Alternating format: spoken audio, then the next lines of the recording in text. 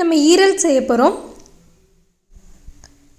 First ஒரு பேனில் oil ஊற்றிட்டு இஞ்சி பூண்டு பேஸ்ட்டு, கருவேப்பிலை, வெங்காயம், கொஞ்சமாக மஞ்சத்தூள் போட்டு அந்த ஈரலையும் அதில் போட்டு எல்லாத்தையும் நல்லா மிக்ஸ் பண்ணி விடணும்.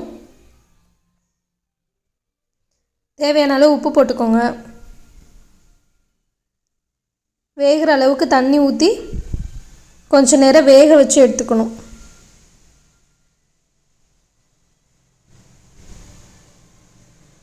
வெங்காயம் பூண்டு நச்சுட்டு கருவேப்பிலை, பச்சை மிளகாய், வெங்காயம், தக்காளி, பட்டை, சோம்பு.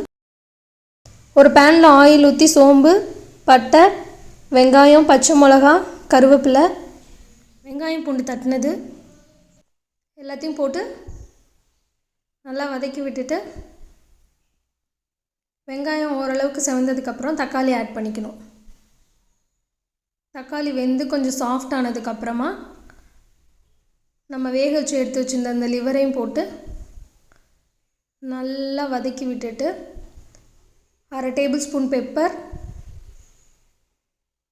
1/2 டேபிள் ஸ்பூன் ஜீரகத்தூள், கொஞ்சமாக மிளகாத்தூள் காரத்துக்கு ஏற்ற மாதிரி சேர்த்துட்டு சோம்புத்தூள் கொஞ்சம் ஆட் பண்ணிவிட்டு தேவையான அளவு உப்பு போட்டு கொஞ்சம் நேரம் க்ளோஸ் பண்ணி வச்சுட்டு கருவேப்பிலை, கொத்தமல்லியும் போட்டு இறக்க வேண்டியதுதான்.